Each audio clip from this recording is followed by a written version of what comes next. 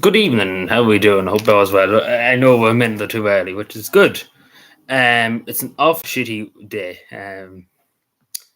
Uh, I'm going to try someday with the share screen feature. I don't know how it works on YouTube, so we might just go live maybe tomorrow randomly. Just one stage of the night in the evening. We see what's the story with this share screen, just so I know how to work it, because it would be handy for talking about a few things today.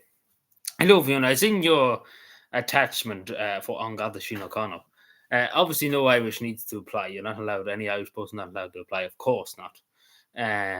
But yeah, no, it's obvious. A lot of people don't like On God the Sheen O'Connor anymore. On God the Sheen O'Connor have showed themselves up many, many times, and a lot of people won't go near them. So that's why they were relying on people who just turn up from Timbuktu to join On God the Sheen O'Connor. And that's as simple as that, because no Irish person wants to apply to On God Sheen O'Connor, because as we've seen in Wassler and we've seen many other incidents, as Maurice McCain was a sergeant in On God Sheen O'Connor. He said they're the biggest criminal gang in the state, On God Sheen O'Connor. And that's the police force in the country, the biggest criminal gang in the state. And that's somebody that was a sergeant in On God Sheen O'Connor, and that was years in On God Sheen O'Connor. Oh no, but I knew about it already. I knew about the Gardaí's recruitment before I seen it. I know about it. The Gardaí are trying to get more people from different backgrounds. Helen McAtee basically said it herself a few months ago. They're trying to get different, as they would say, diversity in Garda Síochána. So it's not a hidden secret, I suppose. That's what I. But we're looking through it. It's plain to be seen. Yeah, like we've seen this already in Pakistan and many different the broadcasting around the world. So it's not a hidden secret. Let's put it out. But yeah, some good news as you've seen in the community post. So obviously we all know the local authority election is literally only a few months away at this stage. And there was a big meeting. You probably remember me saying this Saturday. The county council had their monthly meeting in Cavan Monday. And obviously there's a big, huge uproar across the whole county about people just being put into places where any prior consultation, etc., etc. So the council must be from Rodrigo Gomez's department too.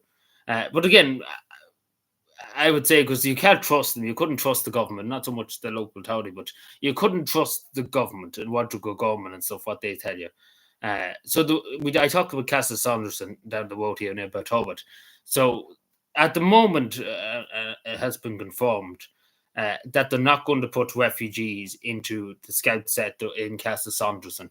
Now, I will say the government have often said that they're not going to do this, they're not going to do that. And the perfect example is in Catil there. A few months ago, the government were like, no, we're not going to put a refugee into Catil now. It's still, it could happen, basically. They went back on it and said, they doubled down and said, we're going to do it. So, thankfully, it's good news, but again, at the end of the day, you couldn't trust them. You really couldn't trust them for them to go tomorrow morning with 2 or 3 busloads of loads of young men and put in the Casa Saunderson. And in the same in Killashandra, a few flats in Killashandra have been done up, etc., etc. That doesn't seem like it's going to go ahead, going by what the councillors have said. And they know themselves that in a few months' time, in a few weeks' time, they'll be knocking on doors, and they're not going to get a good answer from many people. So they have to be seen to do something. Let's put it that way. So that's why something's being done. But let's be fair. After the election, it'll be back to the business as usual. It's just to stop people from, because there was a lot of pressure. Like there was a huge amount of phone calls. I know myself. I've talked to 1 or 2 of them. They've been getting phone calls every day of the week from people in County Cavan about it, and they just had to do something just to shut people up a bit. That's what I see that's happening at the moment. Because the election's only a few, and they're terrified of not getting those seats. A lot of them, because they're saying they got like this huge public backlash, as they should be. But they have to kind of be seen to do something. But it seems to be the way in Killashandra. Like I have it up on my community post. But as I say, I think this is the Granger saw too, because the government could turn around in the morning and 2 or 3 busloads could turn up randomly. That's just the way it is. It's the way the country is. You simply couldn't trust them to tell the truth. But, not the councillors, but the Rodrigo Government's department and the government Department of Integration, you couldn't trust them to tell the truth. Because in fairness to the councillors are not informed in the majority of these things. They have to go looking for the information, the same as an only Joe. They have to go looking for the information, which isn't right. So that's a hello, Sean. Sorry, I had to just get through all that. And hello, everyone. Sorry, I was in the flow of talking there. So that's why I just wanted to say that. So it's on my community post. Have a look at the post which I shared. Do have a look at it. Yeah. But we see what happens anyway. But because as I say again, you know, in a week's time they could say different. And what's going on? Cheers, go my good. But you know what I'm saying. You have a look at my community post if you have chats later on.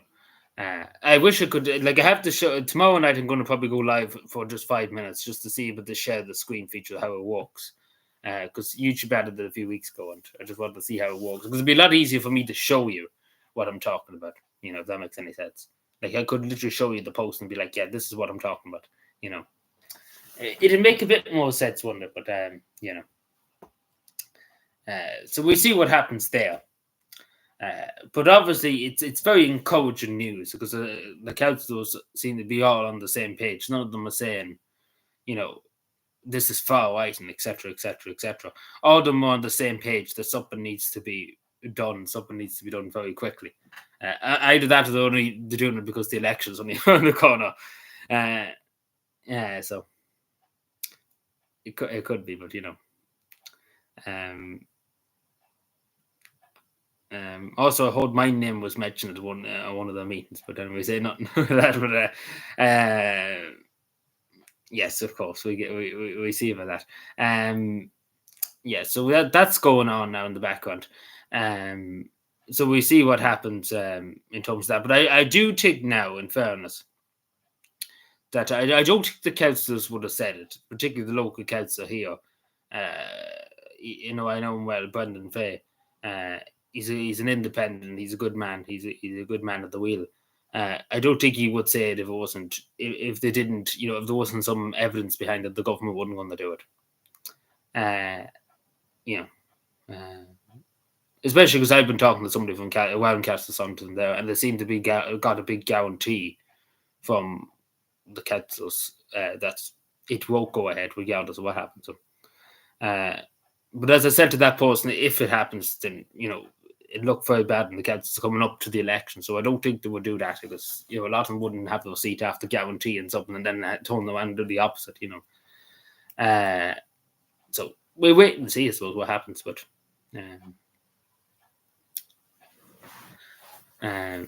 again, you simply couldn't trust the government. You know what I'm saying? I can't state that enough. But how are we all doing? Sorry, I was on a rant there for a second.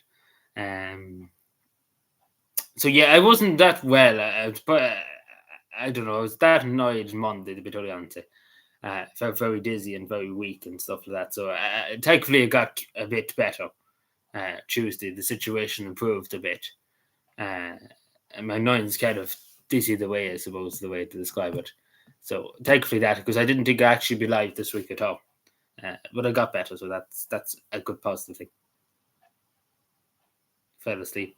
Oh no, it wasn't that. I was just annoyed about. It wasn't that I was sick. I had a sick stomach. I was just annoyed about something, and it was all consuming kind of annoyment. You know, that was the main thing. So it was resolved anyway, but it was bringing me down a good bit. That's what I.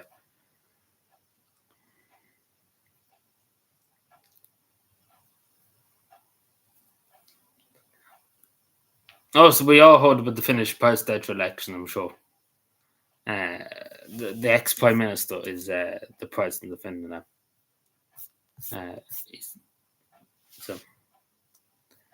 He's part of the Conservative. He was a former Conservative prime minister. Alexander, I can never think of his second name. It was Stubbs, isn't it? Stubbs. So yeah. It didn't look good. Your woman didn't win, Evan, only unfortunately. Lions are not unfortunate. But as I was saying before, you know, you need somebody that's well known, and obviously being a former prime minister, you're well known. You know, like you need to be known. You can't just walk into a position like that as well.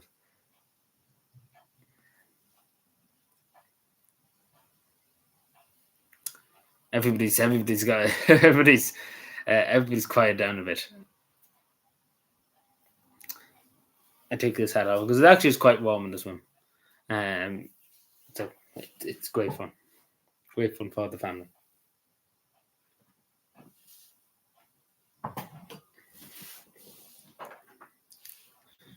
There we go. There we go.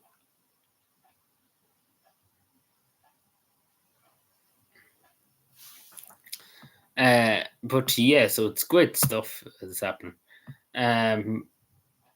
What else was I going to say? There was other stuff I was going to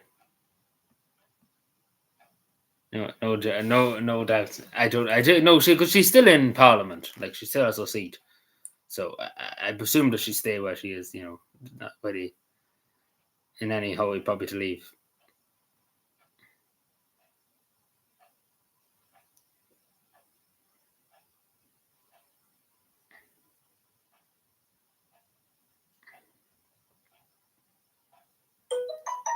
I would thankfully I'm bad because honestly didn't think it would be able to stream this week to be honest. So going by the way, that's why I made the Community Post Monday because I didn't take it and thankfully got a lot better now Tuesday evening. Which is why I'm here now at the moment, because I wouldn't have been if I wasn't better. I wouldn't have, came back on. I suppose.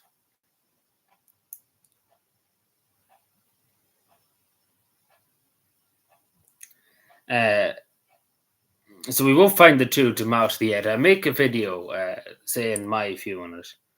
I know a few people have been asking in private for my view on what they should do and stuff like that. I seen all the TEDs in I talking about the International Protection Centre in Dublin. Like, yeah, it looked like something out of San Francisco, something like that.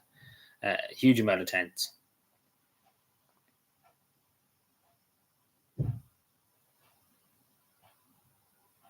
I was just basically, I was annoyed about something. I was fierce annoyed about something. And it was just kind of an all-consuming annoyance. It wasn't really a sickness, like I wasn't sick somewhere or something. It was just annoyance that kind of got to me, I suppose.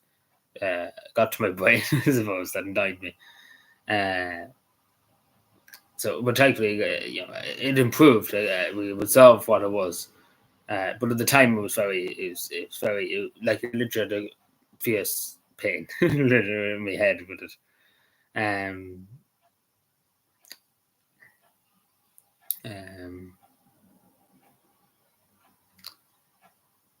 So I spoke about this before too. At the moment, you feel safe in the country knowing that there's one naval patrol ship in the whole country patrolling Irish waters.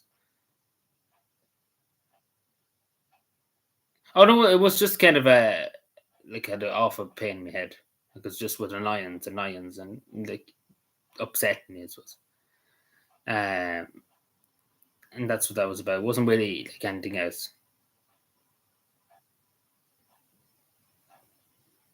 Also, I hope everyone enjoyed the pancakes. Yes, it was Pancake Tuesday. I was going to make pancakes actually on stream, but then I decided not to. And I didn't get my ashes to. I didn't get any ashes. I was going to, but see, I was at work the majority of the day, and I never got around to it. There was mass in Cavan there at 11 o'clock, but again, I was at work, so you couldn't. You're not able to really get it. See, when I used to go to school, we used to always get our ashes. But see, it's the worst thing when you're walking. You never can get your ashes. And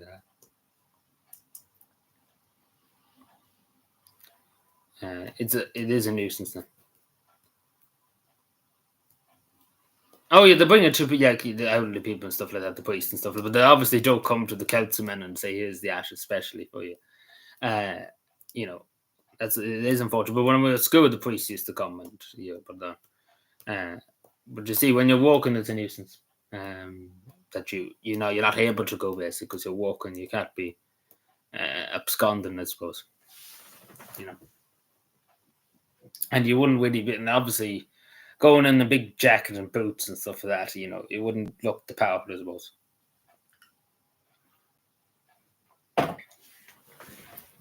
I know.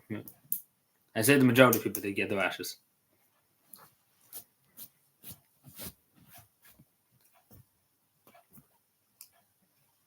What's the sacrifice for let this year?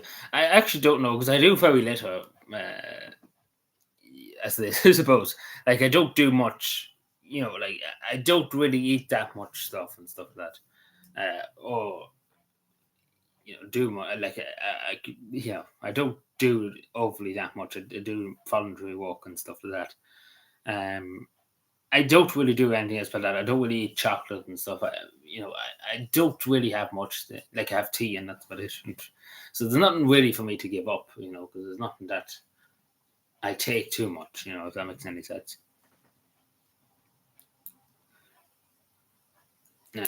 So I don't have much because I know people who take alcohol and stuff, and they're giving that up.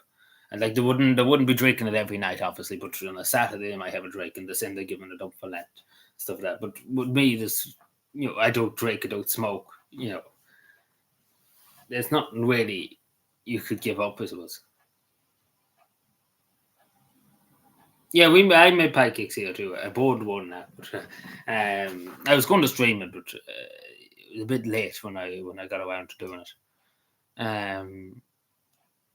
I didn't get it. I didn't put syrup. I like mine just plain without syrup or stuff like that. I know people put honey and stuff like that on it. You know,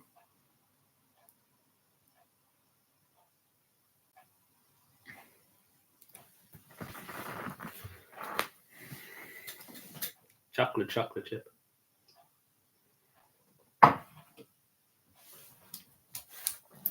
Lamb sauce. Gordon Ramsay. He's some man too, Gordon Ramsay. What else am I saying?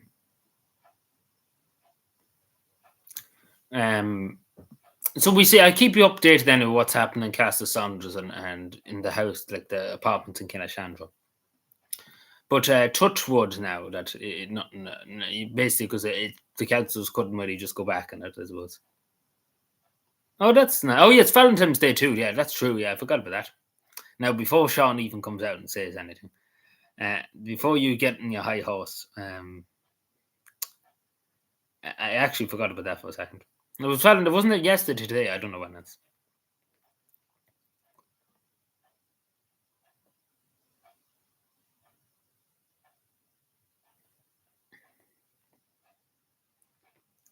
Oh, so Sean thought I was saying I'd be alive in my post.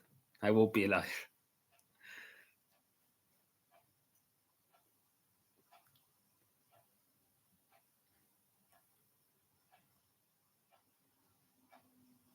Yeah, that's nice of you too. Sure, they appreciated that.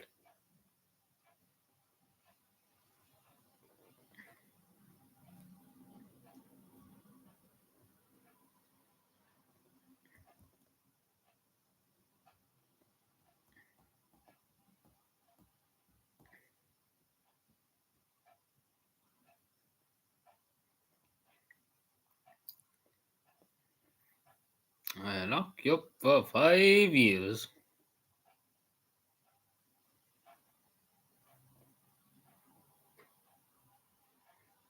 Uh,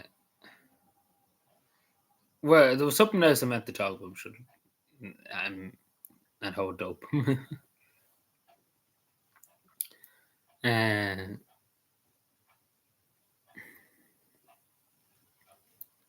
you went to you went to Scotland on a school tour or just kind of on a holiday?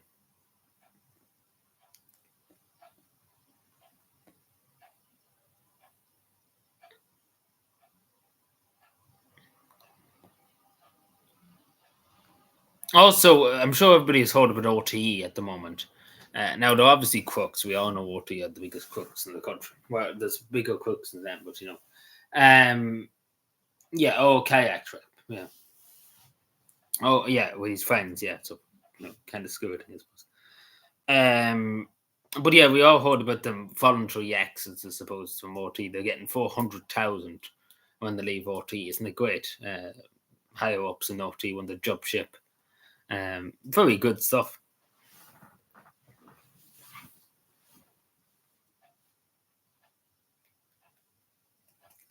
So it's great stuff. It's a great time being an OT, isn't it? All the luxury. On the taxpayer, of course, not in their own pocket. But at this stage, the mice just get rid of OT at this stage. because literally nobody's giving them any money to the TV license. So that's why I think they will probably soon. It won't be, you won't have to pay a television license because nobody's paying it. So I say eventually, guess what they're going to do? They're going to take it out of the government post, basically, the taxpayers' post. But you know what they're going to do? Probably up the taxes a bit or something like that to try and cover it. So you'll be paying it anyway, but you'll be basically made paid in a way. Like at the moment, there's not much repercussions from not paying it. You'll be brought to court, maybe some people, and that'll be it. You get a fine, but that'll be it. Yeah, wine company they never asked for the money back either. So it's just how it works, It's the way it goes. It's a gift, of course. And he's just allowed to scully off. That's the best part of it. All of them are just allowed to scully off without any repercussions.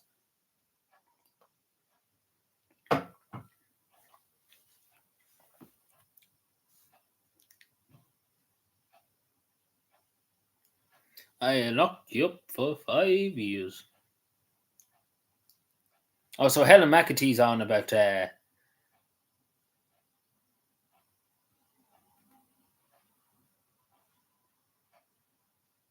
yeah, they're talking about that too. But I say they probably will go with just not any kind of TV but take it out of the taxpayer, basically. Because not many people would you believe it, when somebody misuses the funds they're given by the taxpayer, in buying luxury, paying 2,000 on sandals and stuff like that, not too many people are too keen, to give them the money if they're going to do it in that way, not many people are too fond of that kind of shit. Would you believe it? Who could have thought that? And it's not even that. Who wants to be lectured by RTE every night of the day? And do you remember COVID? They had their nice little party, stood on the COVID sign saying stay so many feet apart. And then the next day they were telling you, you can't go here, you can't do this, you can't do that. But we're allowed to do it, because we are the media, of course. So we're allowed to do anything. But you're not allowed, of course.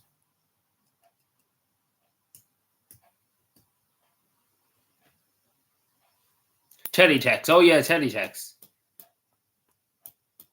Yeah, like I remember teletext if we got the news and stuff like that. It was handy enough. Like, yeah, but as opposed to this node, it is probably redundant nowadays with social media and stuff like that. Like you can find out about results now literally by just looking up Google, or even just looking on Twitter. You could just find out within about 5 seconds, 10 seconds. You find it out. There's not much need, I suppose, for teletext.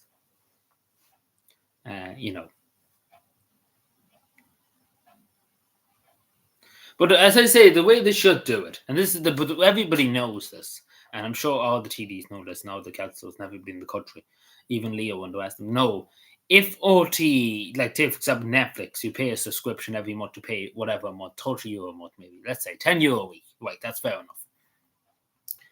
You pay €10 a week and you get unlimited access to watch OT, whatever you want to watch, be lectured by OT every day of the week about this, that, and the other. Yeah, that's what I'm saying. Like he got a big bonus, but nobody would do that. Let's be fair. You see, with CNN Plus, it barely lasts a month, and it was fucked. Like OT just looked at that and was like, the Irish people don't like us even more than CNN. They, like people in America hate CNN. Majority of the people. So imagine what would happen if OT went like that. Like it'd be gone within a minute. It'd literally be gone within a year. Like it wouldn't last. As simple as that. So, and they know that. Like it's simple as that. Nobody would pay to listen to them. That's what I'm saying. Nobody needs them, and that's just a perfect example. If they did do that, it would be plainly obvious to everybody that's seen it. Because only about maybe they might make 10,000. That's all they would make the whole year. Maybe a few.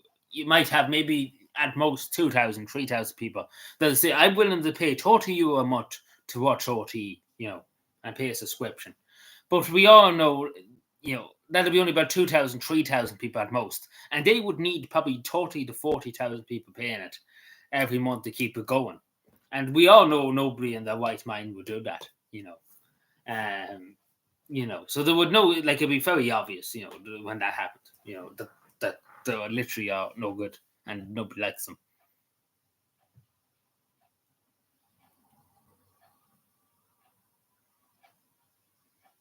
Which one he was good at? What? Oh yeah, but I just kind of lost interest in watch. I used to watch Match of the Day and stuff back years ago. I just lost interest in it, but also this shit at the Super Bowl with Taylor Swift and all that. It's fucking all over Twitter. Like fuck, who gives a fucking shit? Like who cares? Like honestly, who cares? But obviously, the next thing I'm going to say is the amount of fucking private jets. There was about 700 private jets. People being flown, celebrities and stuff being flown into Las Vegas to watch the fucking Super Bowl in the United States.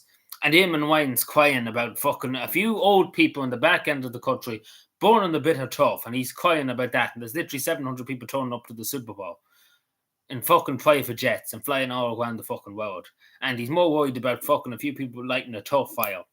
Like that just goes to show you, the hypocrisy is unbelievable. Like, and not even the word about it. Eamon Wine, you should be coming out and saying, "Damn Taylor Swift, they shouldn't be doing this," and just denouncing them, denouncing. Excuse me, I misgendered her. So it's denouncing her. Excuse me, misgendered. Hate the hate speech legislation. I'd be arrested for 5 years.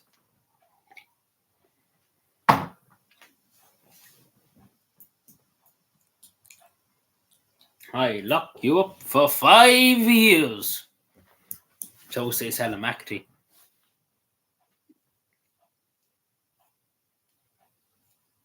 Yeah, that's what I'm saying. Like, they're on about fucking a few cows here, farting, and a few people born and tough, and they're like the planet's dying because of what the Irish people are doing. And then you just look across the ocean and see the Super Bowl. That's just a perfect example. 700 or so private planes of people, celebrities, like not only Joes, this is celebrities that fucking multi-billion euros, like Taylor Swift and stuff like that, just going in, flying the private jets, flying back to Timbuktu, the other side of the world, on the private jets, and they're like, climate change is important and stuff like that. And then the next second on the private jet, Eamon Wine, are you there? Are you like, he's obviously in bed, but of course, you think he would come out and say, this is unfair what they're doing, but Eamon Wine is just more worried about killing people in this country than doing anything else. Yeah, it's just kind of just to be seen, it's just to be seen by the papers and stuff like that, to be seen, that you're there and, all that, and you're there to, I don't know, be an idiot, I suppose. But who gives a shit about Taylor Swift? Fucking everyone on Twitter seems to give a shit. Like, who cares? Like, she has literally done nothing worth a damn. Like, she's on about fucking climate change every day of the week, and then she takes a private plane here, down, everywhere. You have to preach what you teach, Let's put that way.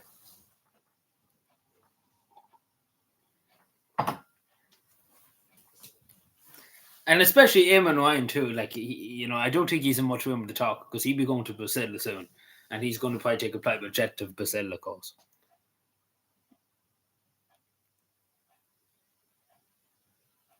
Yeah, with a few years' time, you won't be allowed sheep. They're going to kill every animal they probably can. The only thing that you'll be allowed to see or even look at any animal is be a bug. You'll be allowed to eat your bugs, and that's weird. And you have to be happy then. You own nothing and be happy, but you still you have your bugs on the ground, and a few fucking, I don't know, fucking insects that you can eat. So says Klaus Schwab, of course. Of course.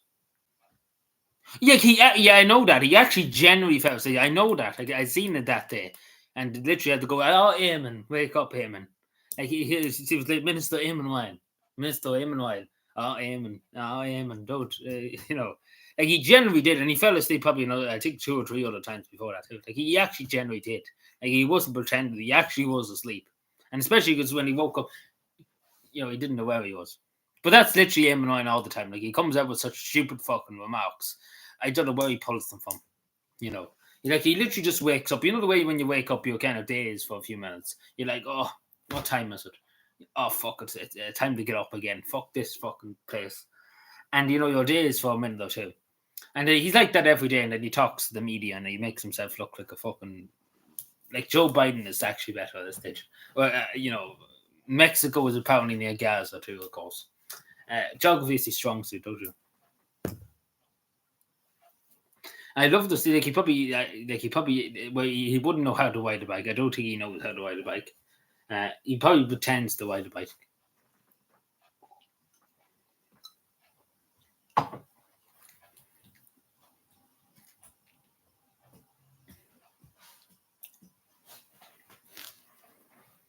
Also, I would tell you about the fucking stupid fucking who ambassadors. Excuse me for the language, but this is literally the most stupidest shit you could find. So let me give you a bit of context. So you know the way you have a GP, right? You have an only GP, right?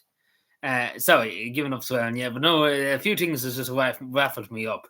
So do you know where you have your local GP, right? So there's a place up here in West Cavan called Black Lion. You probably haven't heard of it. It's on the border. So basically, this town in Black Lion, it is called Black Lion. I'm sure people have heard of it in Cavan. And obviously has a local GP, right? And this GP has to cover nearly 2,000 people, right? Fair enough, right? You're getting me so far, just to give you context, right? We understand each other so far. And you know the way you have contracts and stuff, the HSC gives doctors contracts, GPs and stuff like that you can stay for a year or two, right? And they'll review a contract and see if you're going to be kept.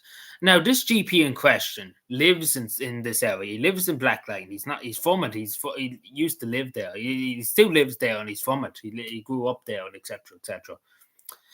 And the HSC's contract was up the other day, and the HSC, guess what they did? They were like, no, we don't want you. We're not going to keep you on as the GP for this area, right? But even though you're a fully trained doctor, etc., right? Right, but guess what they do? And he was full time. He was 5 days a week there, 5 days a week, all the working days. Guess what they're going to do now? They're going to get a doctor from fucking Mayo to come up to Cavan, to Black Lion, every Monday and a Friday for a few hours. Not full time, just a few hours. And he has to cover 2,000 patients, even though there's a doctor down the road that actually lives right beside the GP practice that could actually go and do it. And he's a fully qualified doctor, and he's been there for 2 or 3 years at this stage. And the HSC is like, nope, we're going to get this far, even though he has to drive fucking 4 hours to get here on a Monday and Friday. And he's not even full time. He's only going to be there 2 days a week. And he has 2,000 patients in the area. Isn't that great? That's wonderful. Wonderful taking from the HSC. You one day, yeah. But literally that's the most stupidest shit you could find. And it's not the fact that they can't get anybody, because there's literally somebody living right beside the fucking place they could get, but they didn't renew his contract. And that's the stupidest thing. It's awful fucking stupid. Excuse my language, but it's literally the most stupidest thing imaginable. Especially because they actually is somebody willing to do it. And he lives there, and you can go, it's basically walking distance of the GP practice where he lives. And he can just go there and he walk 5 days a week. I don't know what the issue is. And then they're deciding to get another man that has a practice, and he's a GP from Mayo, and he had to come 2 days a week and leave his practice to go. What? What? I know they talked about it in the council chamber, but I presume something will be done, because it's the most stupidest thing you could come up with. I don't know which monkey in the HSC came up with it. But I presume something will be done about it, because I think the councillors and people are not very happy about it. So I presume the councillors got a lot of phone calls about it, and they have to kind of do something, because people are literally probably fucking going through them for a shortcut, because they would the 2,000 patients. You would have to try and, say for example, for 100 of them needed to see the doctor. Right, take for example, because this is a big area has to cover. Black Lion up there with Swanbow and stuff. It is a big area for the local GP. One man himself, that's a lot of people to go through. If you had 100 people maybe coming for tablets and blood pressure and stuff, it'd be insane amount just for what, and not even full time. It'd be different if you had full time, but literally, Monday and Friday for a few hours, that'll be it. And not even to go on to the next part about the HSC at the moment. People are literally dropping dead because they're waiting so long for ambulances. There was an incident down in the country that literally the woman broke it must have been a bone or something in the body. And it took 9 hours for an ambulance to turn up. Logic, of course. So no wonder people drop dead in the street at this stage. And so many people could be saved, but it's just the fact that the ambulances take donkey's years to go. The HSC are great, don't you know? Now, that's not even to mention about one fucking thing that happened a few months ago in Cavan. That there was an ambulance rang for. Basically, it was near King's Court, up that direction of Cavan, and the ambulance they rang into to the ambulance depot, and they sent an ambulance from fucking Mead to go to, even though Mead's close, but they sent an ambulance from Mead to go there, even though it took a few hours for them to get there to King's Court. Even though they didn't contact any ambulances in Cavan, they were closer probably to go to. But sure, look at, that's in the past now. But thankfully, it wasn't that serious that time with the incident. The person survived, but it's just height of stupidity. But basically, you try if you had an accident now in the morning. Yeah, that's what I'm saying. Like they said that there. But it's the most stupidest thing. I don't know why even though King's Court is not that far away from me, but I think the ambulance was fucking in Kells or something like that. The ambulance that they called, that they summoned to go, because it took an hour or two, I think, for it to turn up. Even though they didn't bother to ring any ambulances in Cavan or go through to anything like that in Cavan. Like I'm sure there was an ambulance probably somewhere near, like not obviously in King's Court, but Debatable or something like that, up that direction. There would have been probably an ambulance somewhere or something.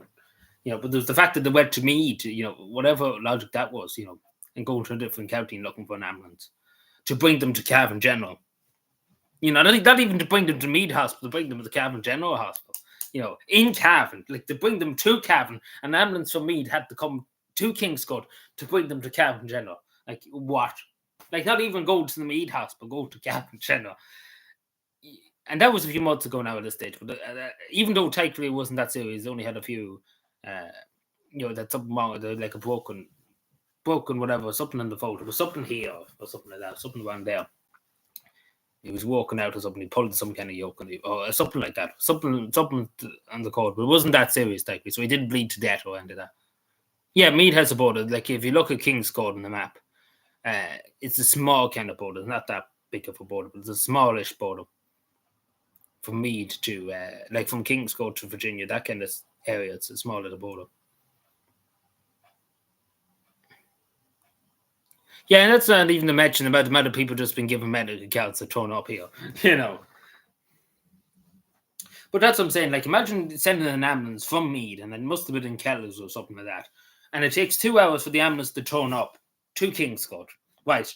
And then the ambulance takes the post from King's Court to Cavan General Hospital, and then the ambulance goes back to Kells. So literally a lot of arson around for about 4 or 5 hours, for one ambulance. Like that was stupid.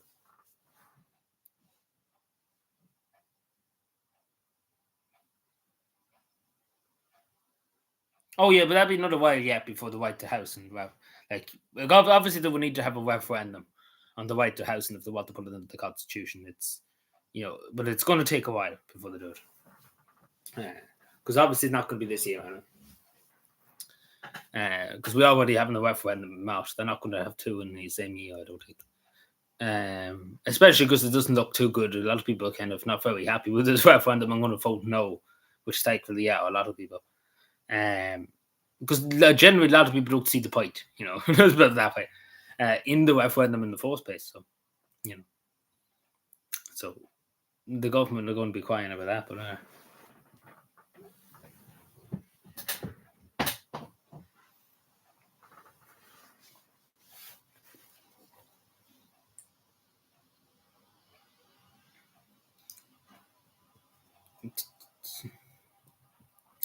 I'll be basically, what they're basically going to do with the White House and stuff. If it does go in, but obviously it's going to be a while before they do it and all that. Means that the state can take your property for the greater good, of course. As the senator from the Green Party said in the Senate, we're restricting freedom for the greater good. But what's the greater, or the common good, excuse me. But what is the common good? Who is the common good benefit? So the state will just confiscate your house for the common good, for the right of the common good, Nobody ever clarifies what the common good is, but it's the common good, you get what I'm saying. That's what they would say. We're restricting freedom for the common good, she says, Senator Pauline O'Reilly. Restricting freedom, like literally, that's what Hitler literally said. And she's literally quoting Hitler at that stage, like what Hitler literally said. We're restricting freedom for the common good. That's literally something that Stalin and Hitler said. And he literally stood up and said that. Like talk about far right, talk about far right. I think I've heard the far right there. Actually, speaking of far right, too, Rodrigo Gorman, where was I posting the thing? Speaking of far right,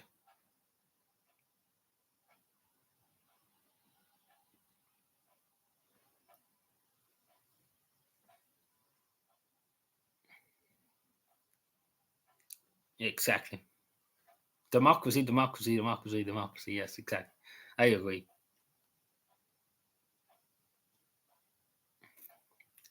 Uh, where am I?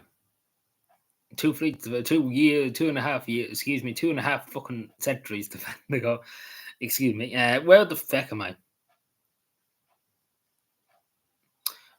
Give me a second. Oh yeah, I have to talk about something else. Sorry, I only talked about there. The government needs to crack this. So this is from the Irish Examiner. Probably seen in my community chat. The Irish Examiner. The government needs to crack down on people seeking asylum for economic reasons. Uh, so Rodrigo Gorman is now coming out as far right. He's going to be extreme far right. You know, he's one of these far right adjutants we hear about. So Rodrigo Gorman says that said 60% of people seeking international protection do not meet the criteria of people fleeing war and oppression. So that's 60%. That's from literally Rodrigo Gorman himself, his own department himself. You know, saying that 60% of the people that turn up here are coming for economic reasons. Um, and you know that's very far right, isn't it? That's something that you know that the far right say. You know,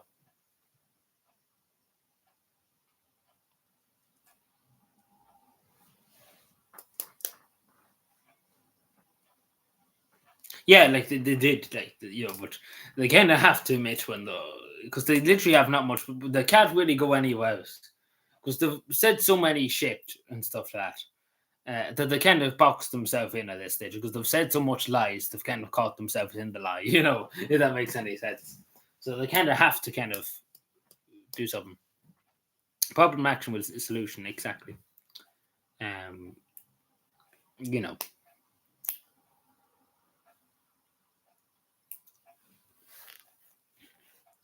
back in my day. So I'm sure everybody heard the great news that a good friend Paul Keogh, a good friend from Wexford, has decided to fuck off and said he has enough of the whole fucking lot of it.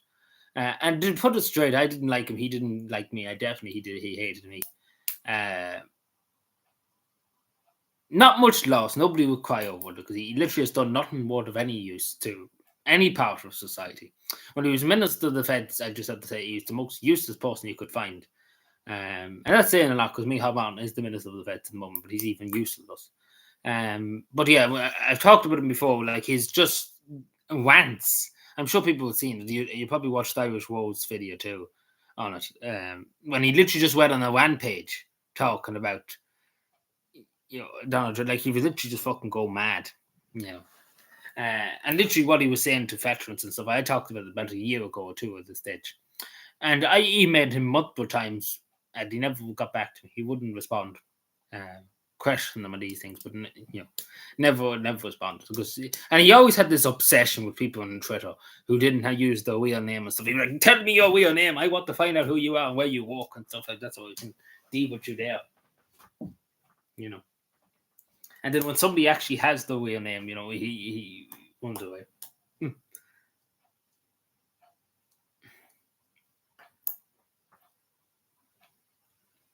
We have weapons.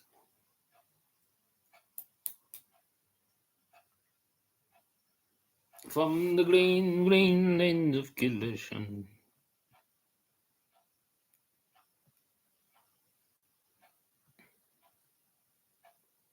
Green, green, green is the color of the green.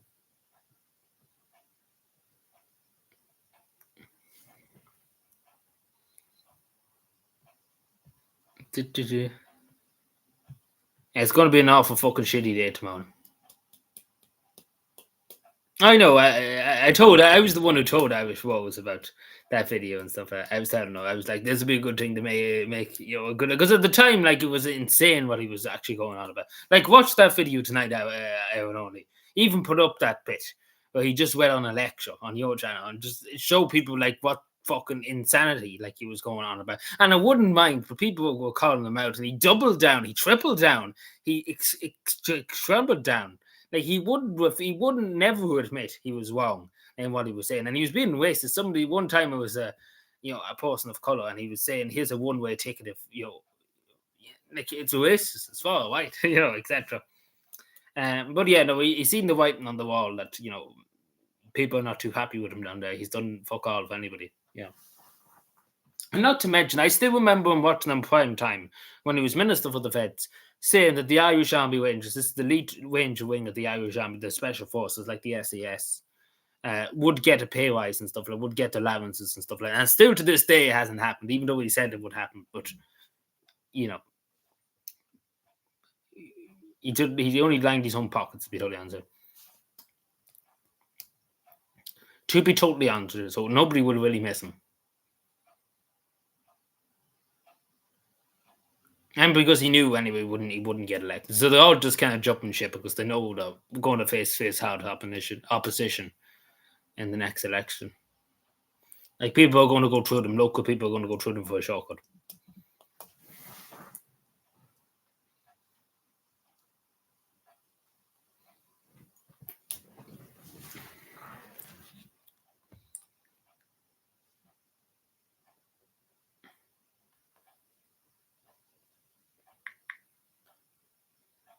Yeah, like, I know he's terrible with some of the veterans. Like, look up Irish Rose's video now tonight, Fiona, too.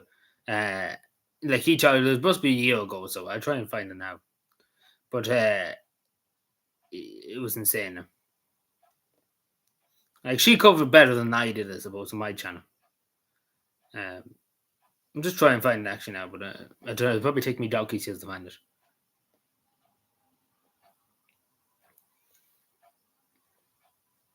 No, I found it. I'll take it. Yeah. Yep. So it's about 3 years ago. Jeez, it's actually 3 years ago at this stage. Jeez, it actually doesn't even feel that long. 3 years ago. It actually is 3 years ago. Wow, that's actually insane.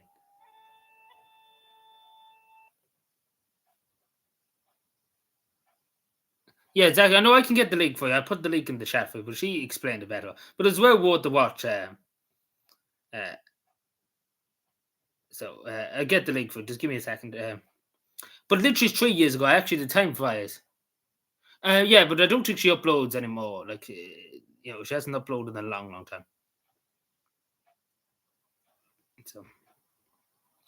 So yeah, do watch this tonight because she explains it better than me. I could watch it together. We'll see if I knew how to share my screen. I could show you.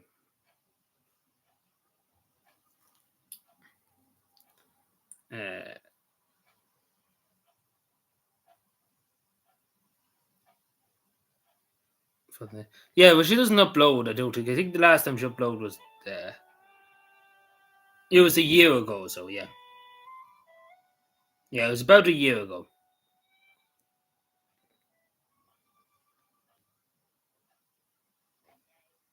Actually, no, I play it in the background just to see.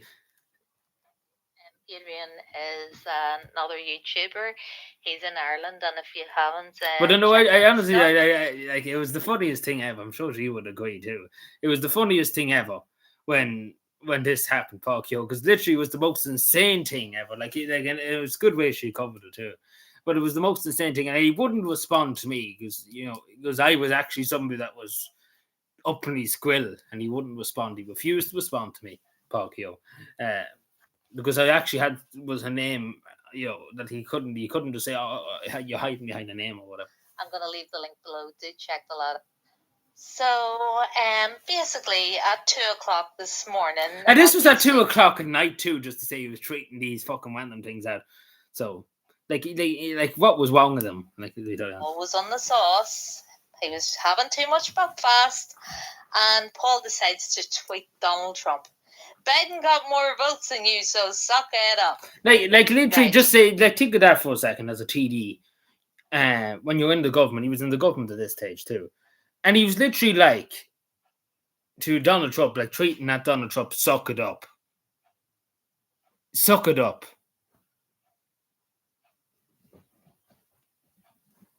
Let's bring this into context, right? Donald Trump is still the president of the United States of America. And the United States of America is the most powerful country in the world. So here we have someone who is punching up, basically, against the president of the United States to tell him, to sup it up. All right, Paul, dead on. I'll have whatever you're smoking, Pat, but whatever. So next thing you know, you read on, and I'm reading between the lines here, and people are telling them, "Oh, you only got in by the skin of your teeth. You had like 11 accounts, and here you are telling Donald Trump, to sup it up. You're basically a loser, right?" So he doesn't like it, so he comes back and he says, got elected more than you ever achieved. By the way, you should try it. Like, this was to an ordinary, like what he said here was to an ordinary Joe, an ordinary citizen, an ordinary taxpaying citizen. He was like, got elected more than you ever did. Like, literally just lecturing the person that was questioning him on, why he's been like this. Like, he is a TD, just reminding them that he is actually a TD, a member of the Dáil. He shouldn't be going around to the president of the United States at the time and doing this shit, and him literally there lecturing. Then he literally, he doesn't just say, "Oh, I made a mistake," etc., etc. He just literally he literally tries to make a show of this only Joe that was actually questioning them and stuff like that. All right, you narcissistic little twat. Dead on. Stop it up, everybody. So this guy just goes from bad to worse. Exactly. So then you read on, and someone who wasn't even tweeting Paul was actually tweeting Donald Trump and saying, he wasn't going to hang around anymore. He was going to move to Mexico, and he learned Spanish so he could move there, and he couldn't or wouldn't want to live under the Biden administration. So next thing you know, Paul gets on his high horse and he says, "Off you go, a one-way ticket." Like, he wasn't even talking to Paul Keogh, and he just decided to butt in, and just say that. Like, what is wrong with him? I still can't believe this is an Irish TD, posting these moronic tweets. Like, this is at 2 o'clock in the morning, just to say. What the fuck? And he hasn't even backed down. Yeah, that's what I'm saying. He hasn't. He just seems so Irish Rose is watching this. If she does anybody see it, if she sees that, she'll probably wonder why I'm just bringing this up randomly now. I did bring it up at the time, but she'd be like, "Jesus, it's 3 years ago." But I still think it's very funny because, like, everybody could see, nobody was agreeing with him. Like, literally nobody in his chat, in his comments on Twitter was like, "Yeah, Paul, I agree with you." They were like, "What the fuck is wrong with you? You're actually a TD and you're there lecturing people and stuff, and you won't even say trying to make out like he's some sort of like big fish." And I was having a look around his profile just to see what the crack was. So he does seem to be like very impressed with power. His profile picture is him standing with Leo Varadkar, who's the ex-Irish Prime Minister. They seem to be at like a press conference. There's like microphones in their face and stuff. So that's his profile picture. And then his wallpaper is him greeting Catherine Cambridge.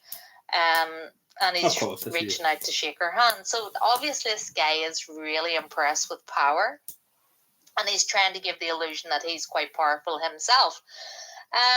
So I don't know if the guy was drinking. I don't know if he was like on some sort of substance. I don't know, but obviously he must have been on something. Either that or he's just a major fucking tool bag.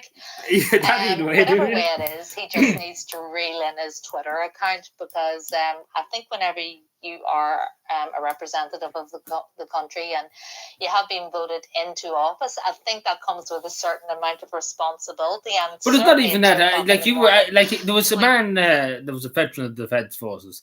He was questioning Paul Keogh. I talked to him many times, and I don't really remember exactly what he said, but basically what he said was extremely offensive to a veteran of the Irish Defence Forces. Like, you can look it up. It was on my channel. If you look it up, I can't really remember the exact quote, but it was literally the most tone deaf thing you could find. Yeah, but this was 3 years ago, remember. Now things have changed 3 years ago. But it was most tone-deaf thing ever. To be totally honest, what he said to this veteran.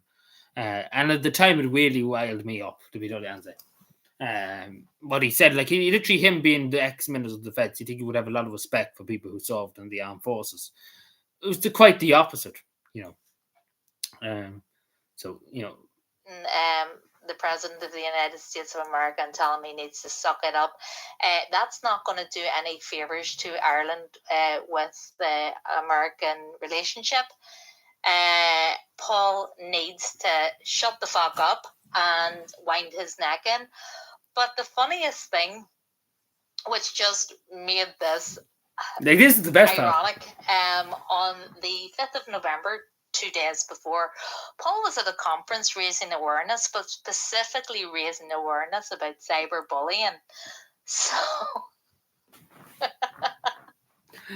he couldn't write this stuff. So here we have this bellend who is basically like preaching about cyberbullying and being aware and ticking boxes, you know, so he looks like a great guy. And then, like, at the weekend, he gets a few beverages or a few substances, and then next thing you know, woo, I can tweet the president of the United States. Whoop, whoop. This guy needs to have a reality check. Paul, take yourself into rehab.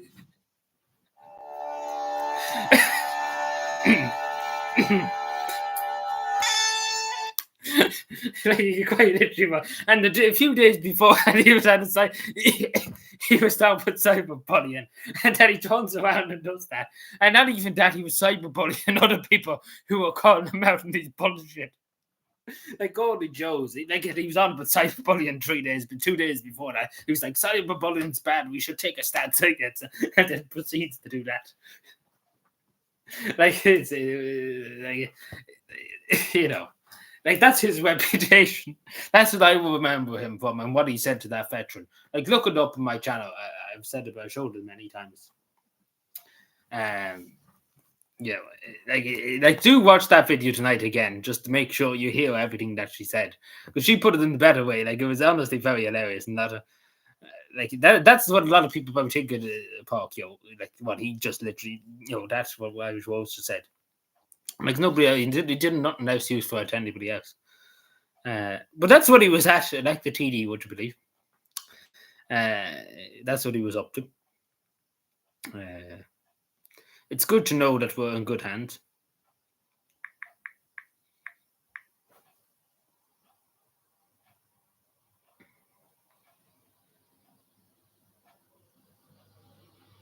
Bum, bum, bum, bum, bum.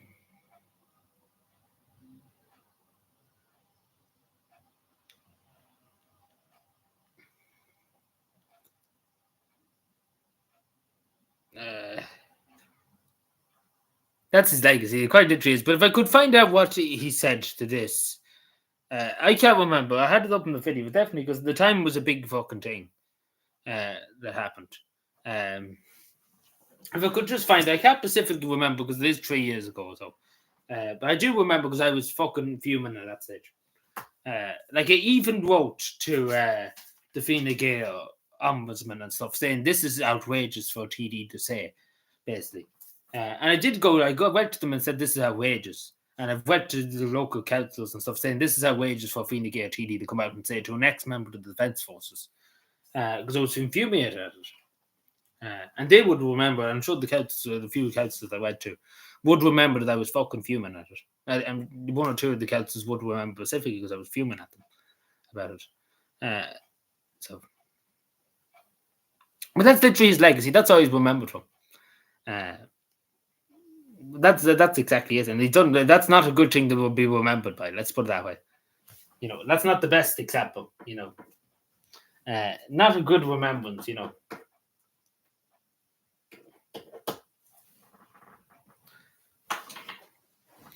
But yeah, no, he's in a great. You know, he should have stayed on for. He should have become the president, if you ask me. Of course, I agree. Let's go, Brandon. I agree.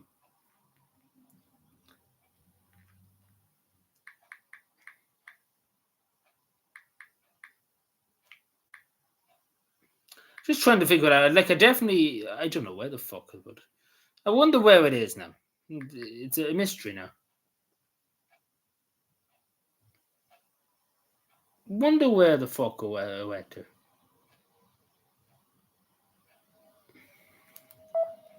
The figure, like, see, it's so long ago now. It's 3 years ago. You might not think it, but it's hard to remember everything. But I do remember exactly what he like at that time. I just really can't really remember exactly the thing. I have to actually look it up to be done. I can't remember. But I remember, like, I know what he said at that time when he was treating Donald Trump. I remember that bit. But I can't remember exactly what he said to the ex-member of the Feds Force. Can we get a fact check? I'm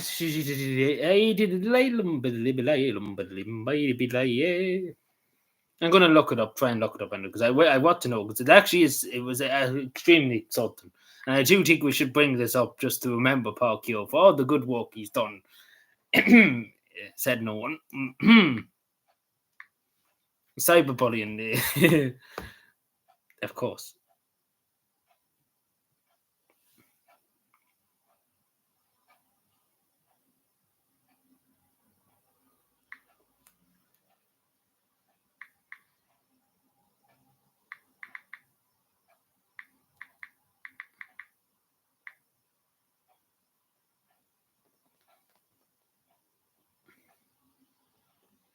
I wonder where it was now.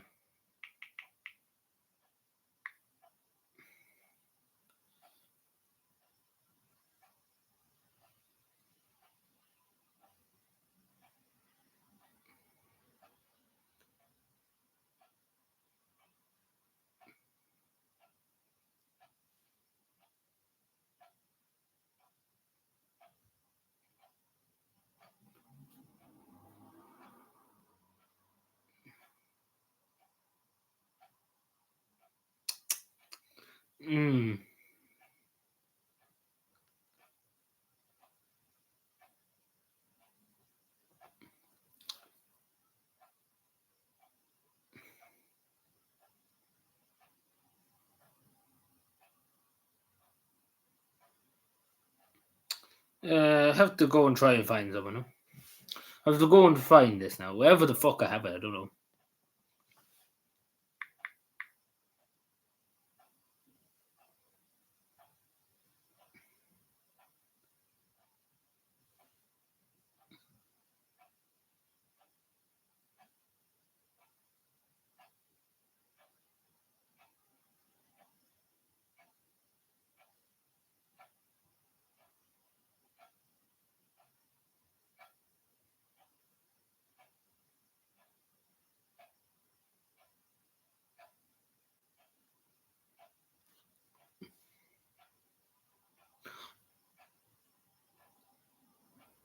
Yeah, so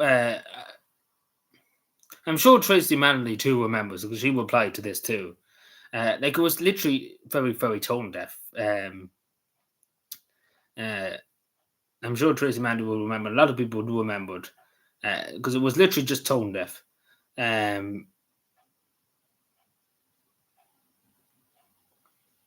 So there's an ex-Irish veteran. His first name is Noel, and Paul Keogh came out with this. This is on another level, just to say, before I say it. So he comes out with this, right? If I can show it. I don't know if you can see that one. I don't know, you probably can't see that one. But he comes out with this, to Noah. And I will read, and this is a TD, just to say. And he was a member of the Iraq. Just imagine saying this to an only citizen, that used to be in the defense forces. You're still around, Noah. I heard you were given instructions to stay off social media. Think about that for a second. Basically, in a word, kind of bullying him to shut up and saying that you were given instructions to stay off it, not to question me. Because he was questioning our good friend Paul about a few things he said. He was questioning it. And he literally replies to an ordinary citizen, I thought you were given instructions to stay off it. Like, that is literally bullying at the highest level from a TD. And not even that, somebody that was actually a veteran of the defense forces that served under him. And he literally was that tone deaf. It's not even tone deaf. It's just the highest level of disrespect. And literally everybody, not like only 3 people like that treat them, probably bots. But as Tracy O'Malley said underneath this, I would say, what is wrong with you? But clearly, for all to see that you're pathetic, manipulated bully. And that's what Tracy O'Malley said, and I agree, because that's what he will remember that, and it's simple as that. Like, that is just, I'm sure she would remember that, but, it's just...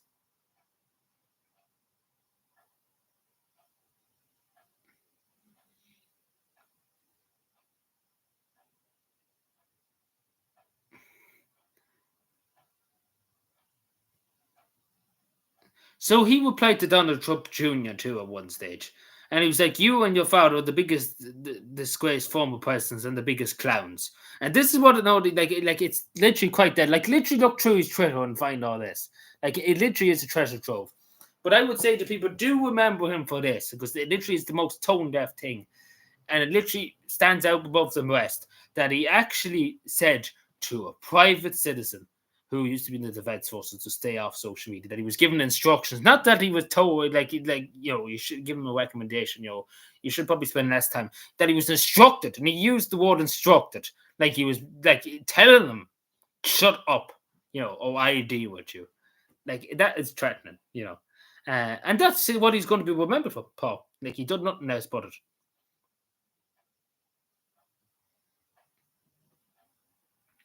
But that's Paul Keogh.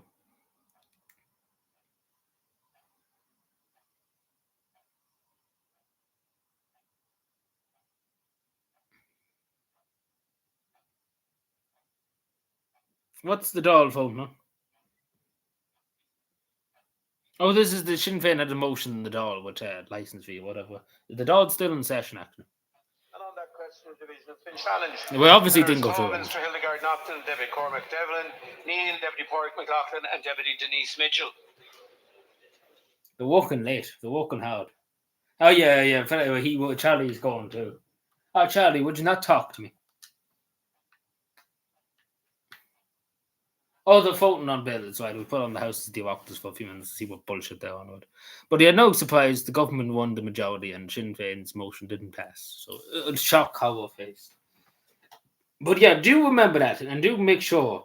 Like everyone only, you should if you don't know, whoever else is here watching, make sure to watch that video of Irish Rose and make sure you share it.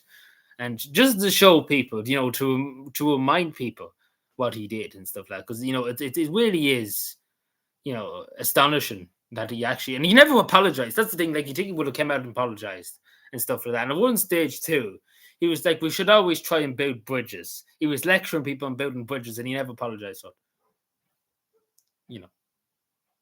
But do make sure to watch that video particularly and show it to people, show it around and share it around.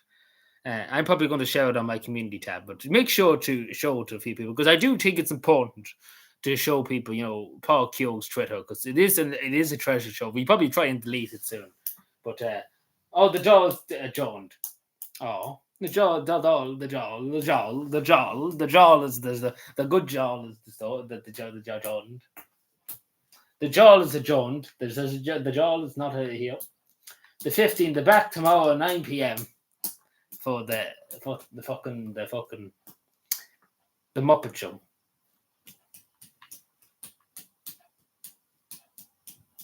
It's just like a show. Why are we? I actually put it out now, that video. Why do we always come? So make sure to share this video and Irish Roses. I'm going to put it up in my community tab and make sure people see it because I do think it's important that we remember this because the media at the moment, like Paul Keogh was a tireless civil servant, he done his work and etc. But it's very to the contrary, unfortunately. And I'd love to just say he done his duty and stuff, but he definitely didn't do his duty.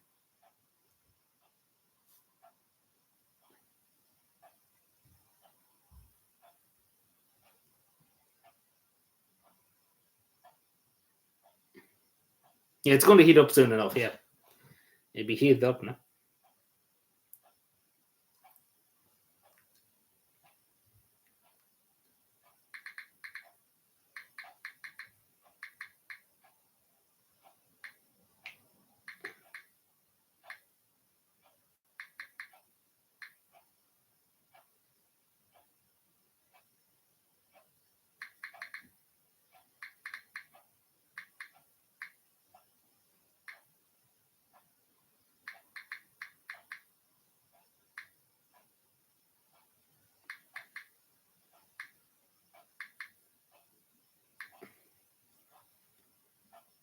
No, yeah, we don't want to go there. But anyway, so I think we all had good fun laughing at that. Quite funny. Why do? Why you always come here?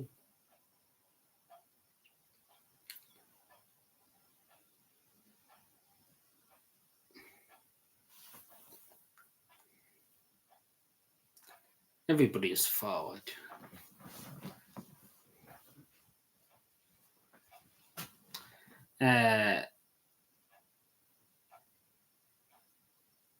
Time to say goodbye. Never gonna we play with never gonna let you give you up.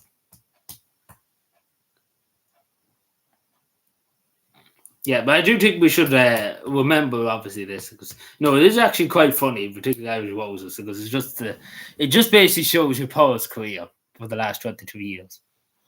You know. Yeah.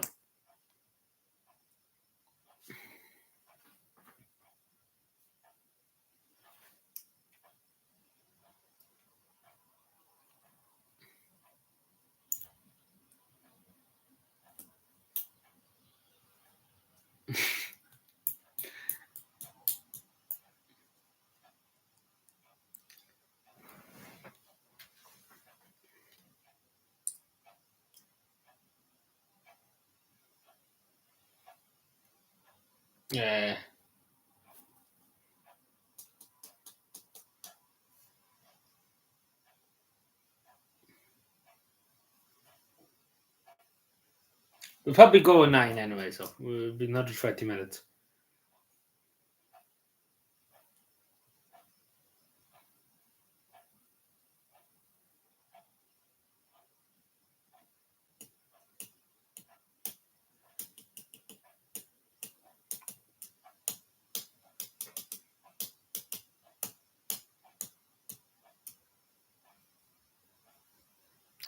Also, one of the biggest hotels in Drogheda is going to be used to house refugees now. I don't know how that's going to go, but it doesn't seem like it's going to go too well.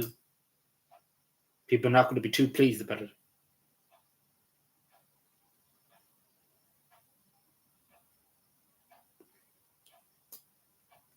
As they probably should be, because let's be fair, I think it's 100 beds or something. 100-bed hotel. And obviously, even like not many people would go to Drogheda, the tourists and stuff like that. I'm sure there'll be a few, but still, nonetheless, if they wanted the bed, there'd be less beds.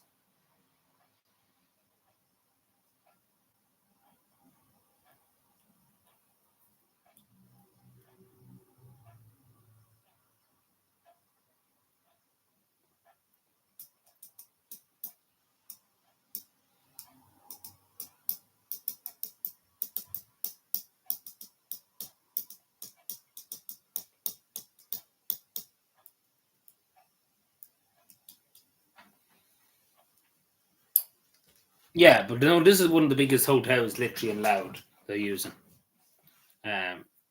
Which I don't know how that's going to go, but well, at this stage, they literally will do it anyway.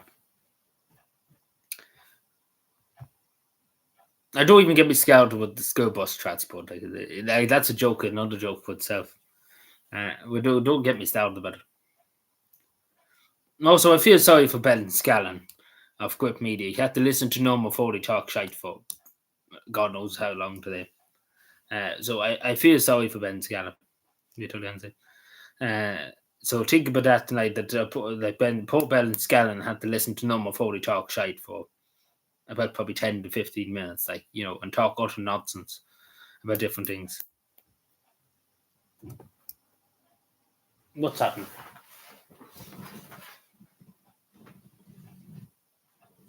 Oh no, it's on God the Shane O'Connell. They're after me.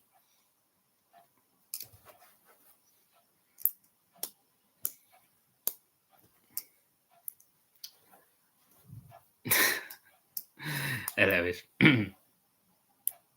I'm still just kind of laughing at the treats. I'm still kind of thinking that on my head. And I wouldn't mind, but he never deleted them, but they're still up to this day too. Like I can't get over it,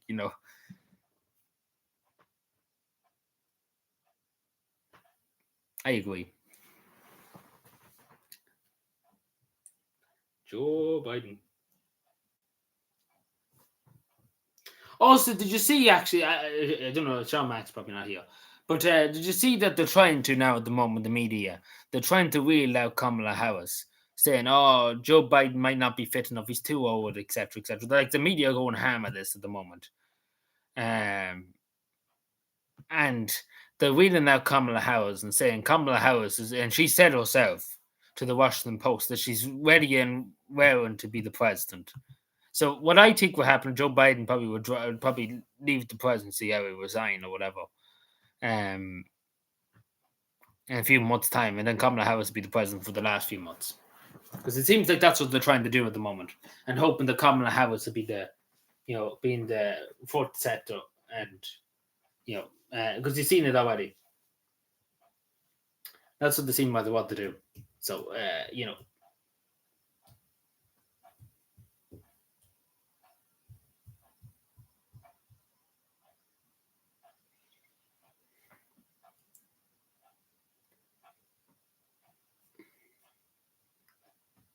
And the boys in blue, the boys in blue.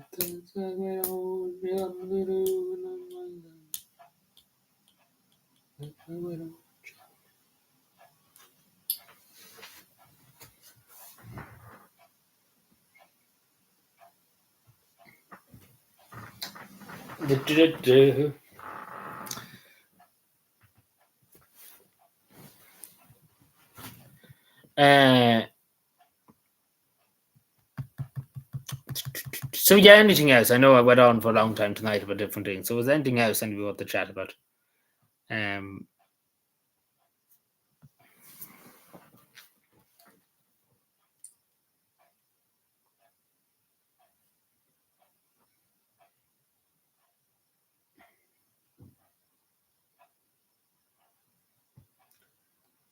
Denmark is not getting more artillery, didn't we? Yeah, I know. I've seen the Danish Prime Minister and the German chat. So they're opening a new ammunition plant in Germany or something like that. Yeah, you know what I might do just after the stream? I might just start the stream for a second just to see about the share screen feature, and maybe I could show you, like, if I ever need to. I do worry about the Nordic countries, but what about it? What do you worry, I suppose, about the Nordic countries?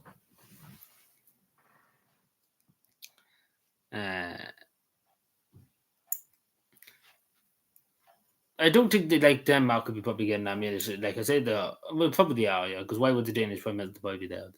Yeah, it makes sense, I suppose. But sure, Denmark only has a small army, but obviously has a bigger army, don't it? Oh, to Swedish man. Okay. No, but I'd say they'll be fine anyway, because Denmark, well, to be totally honest, they'll probably have a stronger army than Ireland has at the moment, has a bigger navy and stuff. Like, literally, Denmark could come over here in the morning and take over the country if they wanted to. And that's not even a joke. It probably could, Like, Denmark, with its fucking about 17,000 troops, could just turn up here in the morning. And we all be speaking Danish.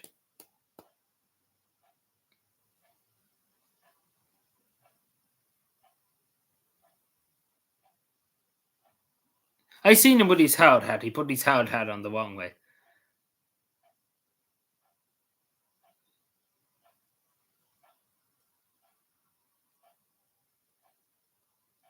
And Finland, very good. But I say the Nordics would be fine. They'd be fine now. I don't think anything will be like happen. Nothing really happens in Denmark. Yeah, it'll be fine in Finland too, of course.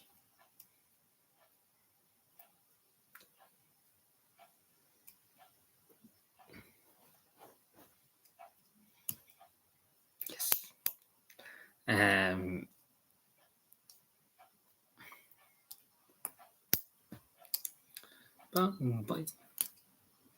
Denmark.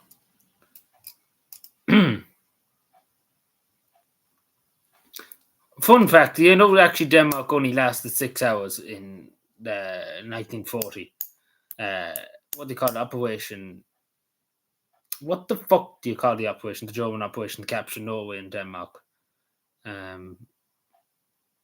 Oh, yeah. Well, I suppose it doesn't really matter the name, but Denmark fell within 6 hours to the Nazis. Mainly because they already took Copenhagen by the time, they'd already took it before, anything was known.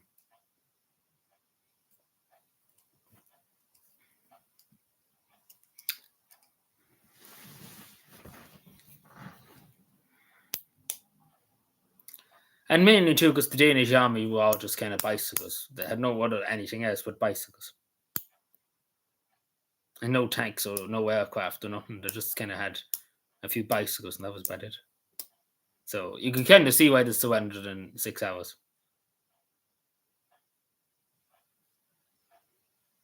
Yeah, that's okay. Well, but I couldn't think of it, but I suppose it was irrelevant. But that's okay, Fiona. That's no bother.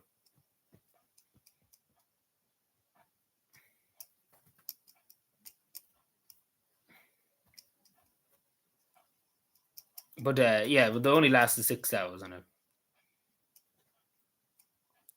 But see, the Danish army was only 6,000 men, and that was about it. And there was literally nobody in the capital, and they kind of just walked into the capital. The only opposition they met in Copenhagen was at the Royal Palace. And that was it. And Denmark surrendered after that.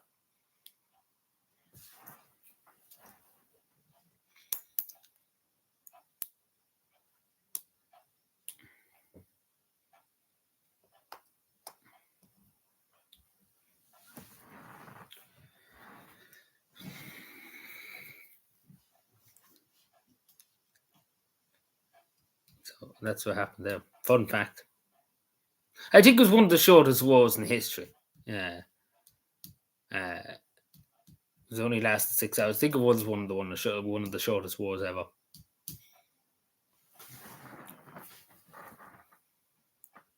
Because Norway lasted a month fighting off the Germans, and then they capitulated, and the government went into exile, and they wouldn't liberate until 1945, to the last days of the war.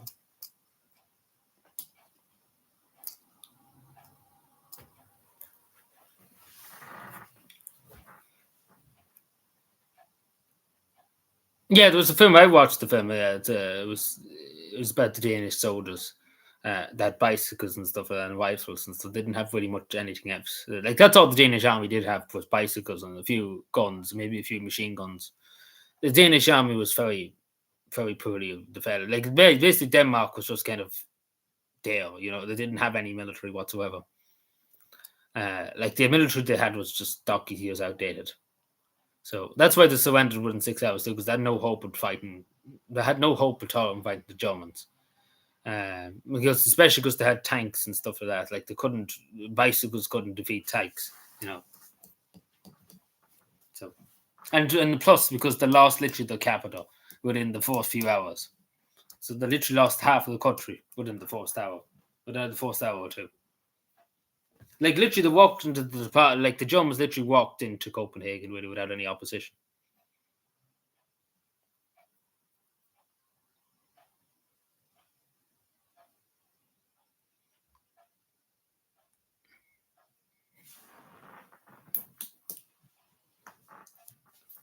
So.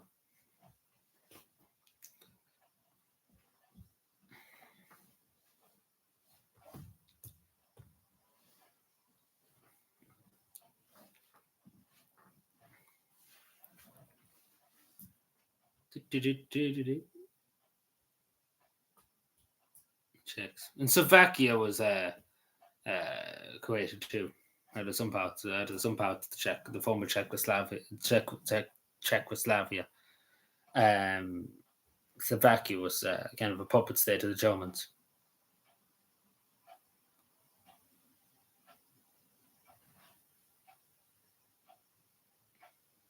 But this is a film. What they call it? It's about the Danish army. I have to look it up. Where the fuck, man? I watched it. I only watched it a while. It was about a year ago since I watched it. It's only been an hour, so I remember watching it.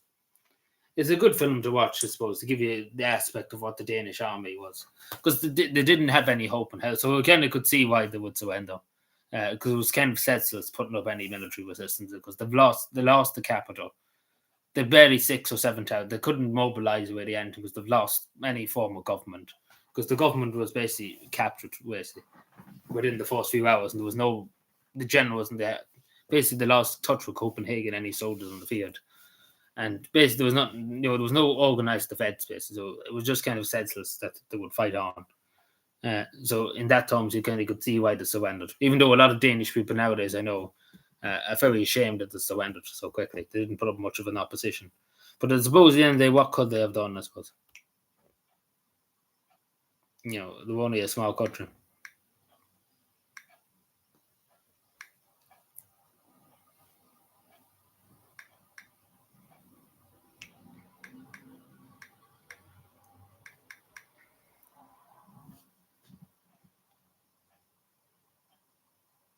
Yeah.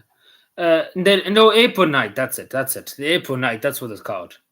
It's a good movie now. Do watch it someday. It is an hour or so, I think. Yeah, it's April Night, though. Make sure to watch April Night. That was the day the German invasion started.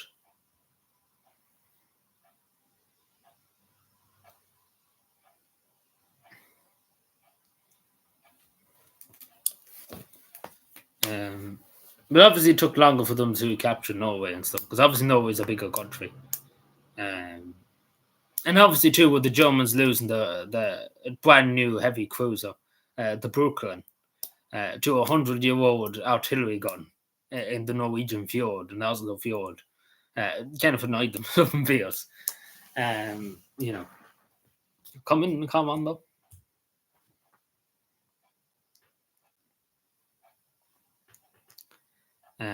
So they didn't have a good time in Norway, the Nazis.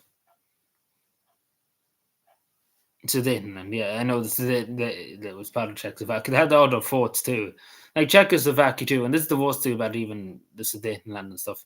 Like the Czech, like the way they had their conflicts, the Munich conflicts with Mussolini and the French Prime Minister was there, and of course a good friend Neville Chamberlain that just surrendered, to any demands, peace in our time, etc. Like literally, they didn't even fight the Czech government to the negotiation. Like that's what I'm saying. Like they didn't even fight the country that they were giving the territory away. It doesn't. It was very. And especially because the Czech Republic literally had all the defenses in the Sudeten and obviously forts and stuff that they built to defend against the Germans. So it was kind of just given to them. And then it didn't really matter because they took the whole Czechoslovakia 6 months later or so.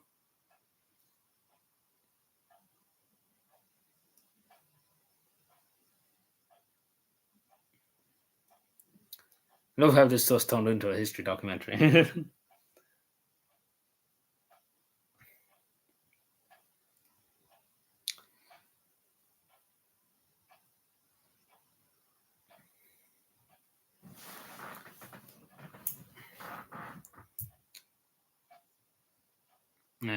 But definitely Neville Chamberlain was definitely the worst British Prime Minister that they ever had.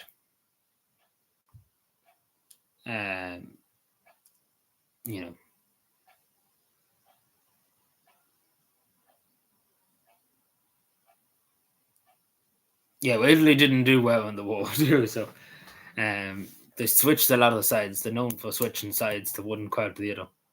Like in the First World War, they had an alliance with the Germans and the Austrian-Hungarian Empire, and then they just switched sides to the Entente, and then decided to declare war on the Germans and Austrians.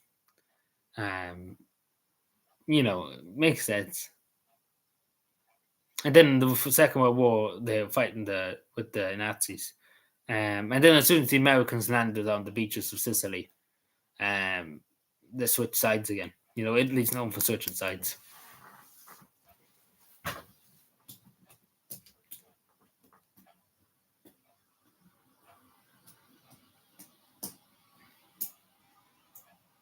Yeah, I've seen Saving Private Ryan a long time ago, yeah.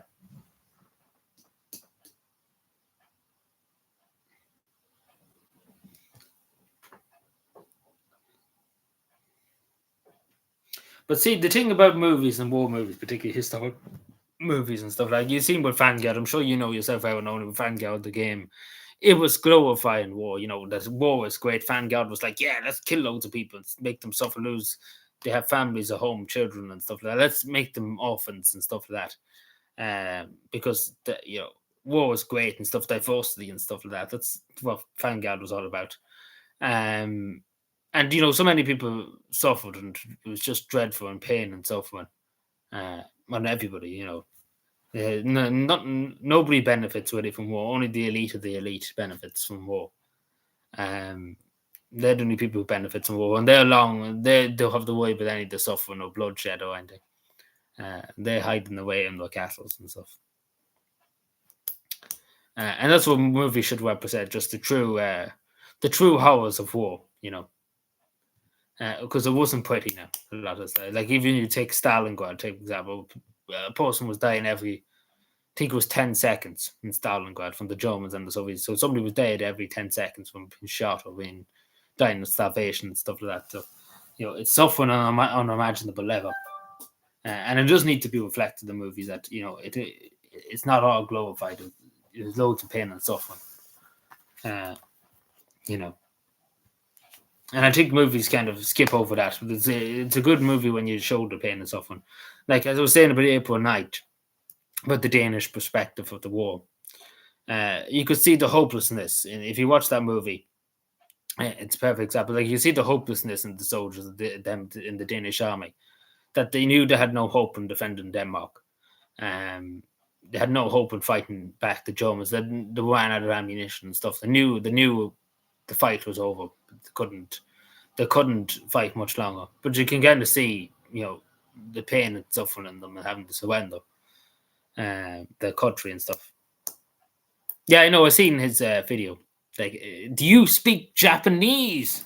The Japanese soldier says to this American soldier that they just captured. And you know what they would straight away do if they captured the American soldier, particularly if there was a bomber pilot or something, that get the sword out and chop his head off. They wouldn't really do a ceremony. Do you speak Japanese? I don't think they would care if he spoke fucking Dutch. They would just kill you. They wouldn't be the type to, ask questions to Japanese back in the Second World War. They'd be just the type to kill you straight away. And simple as that. They wouldn't dwell too much on you. Maybe the Germans might, but the Japanese were not really too fond of negotiations. That's what I like. Do you speak Japanese in a historical in a World War II shooter?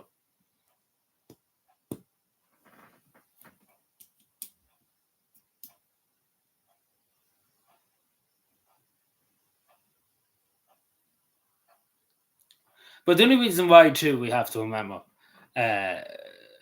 why I suppose the Bandai, but we have to remember too why the Soviet Union at the time, known as Russia nowadays, the only reason how they kind of won the war, and we have to be honest here, is that Hitler was facing off against somebody that was actually on the same level as him in brutality.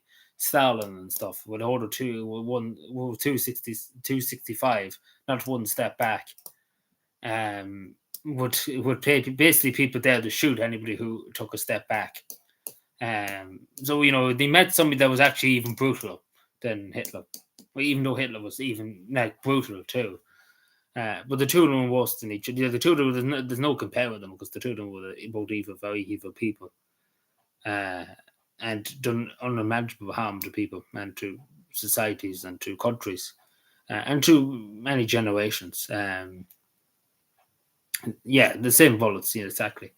But yeah, no, only for Stalin being as evil and just being as fierce. Like, they didn't care for lives. The Soviet Union just threw men at people. Threw men, and hopefully they won out of bullets. Like, the United States and the United Kingdom were more worried conserving people, like not throwing endless amount of people at a beach to slaughter them, basically. The Soviet Union was just like, throw 50 billion people at them, and eventually they won out of bullets. That's why the Soviet Union lost 20 million or so people, because they just threw people at the gunfire, and eventually they won out of bullets, because that was basically Soviet strategy.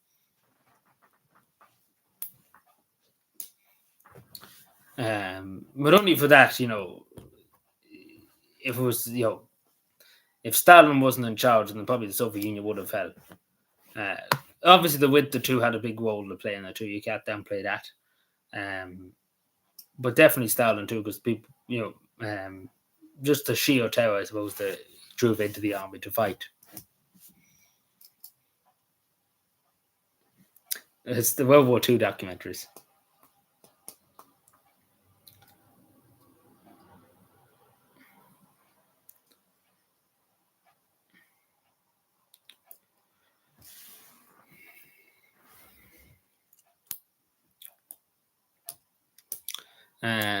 Yeah. But anyway, I think we might leave it there unless anybody has anything else to say. I might just come on in a second or two just to try this feature, share your screen, just to see, just to test.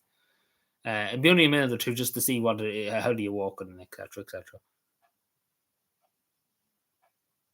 Hydric, yeah.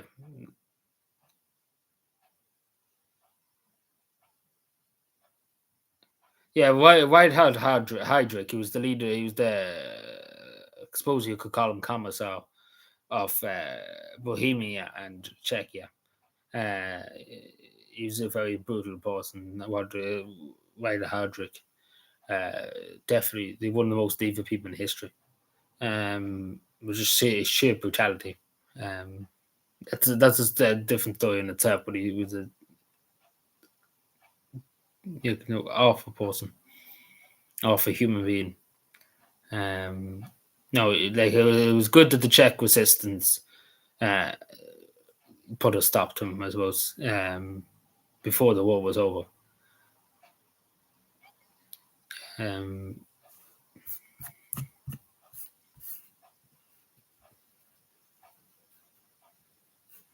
Yeah, we're seeing fishy threats and stuff like that, Romania and stuff like that. They had a role, of course, but, it was mainly the Germans because, people know the Germans more. Like, not many people know the fishy threats existed, But no Romania, maybe it was on the Axis side. But they didn't really know that fishy threats was about Romania. A lot of people just think of the Germans when you say the Axis, they think of Germany or they think of Italy or Japan. They don't think of the Baltic countries. Not that the Baltic countries, the Balkan countries, Bulgaria, and you think of Romania and then Hungary.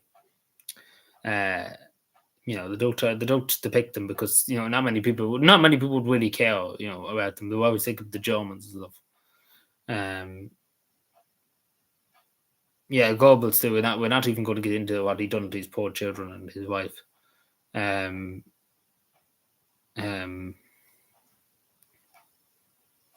Finns. Well, yeah, see, the Finns were on a different level, but they wouldn't really technically, a part of the Axis. They were kind of just there, to be totally honest. They weren't really in the Axis. Because, they were very, very different compared to Bulgaria or Hungary or Romania. Because you have to remember, Finland was still a democracy. It had a president, had a parliament and stuff. It basically wasn't a totalitarian state like the German Reich with one party rule. Bulgaria was a Tsardom, as you know, Tsar Boris of Bulgaria. He died in 1943. Hungarian was under the Admiral, what they call him, Horthy, Admiral Horthy. It was basically one party dictatorship. The same with Romania, the Iron Guard in Romania. It was basically all totalitarian states. But basically Finland was a bit different, because to be totally honest, Finland was kind of a war of retaking their lands, I suppose, in a way. Yeah, especially because they wouldn't, like the rest of the Axis, I suppose.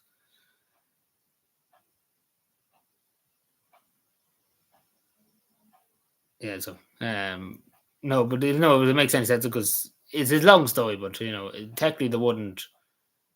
It's bad, even though they probably shouldn't have went to war, of course. But no,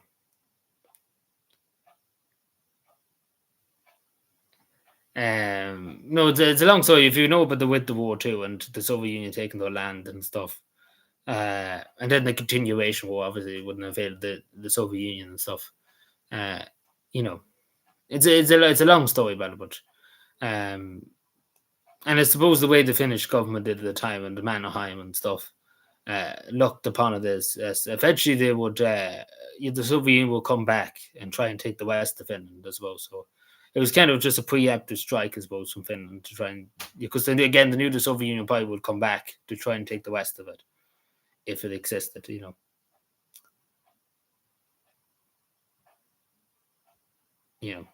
Anyway, I think we'll leave it there for tonight. So thank you for watching. I'll probably be back in a minute or two just to try this feature. It won't be long, but anyway, I'll leave it there for tonight. Thank you, everyone. Sorry for going on so long about his stuff, his history and stuff like that. But yeah, let me know what you think and subscribe for more. And good night. Thank you.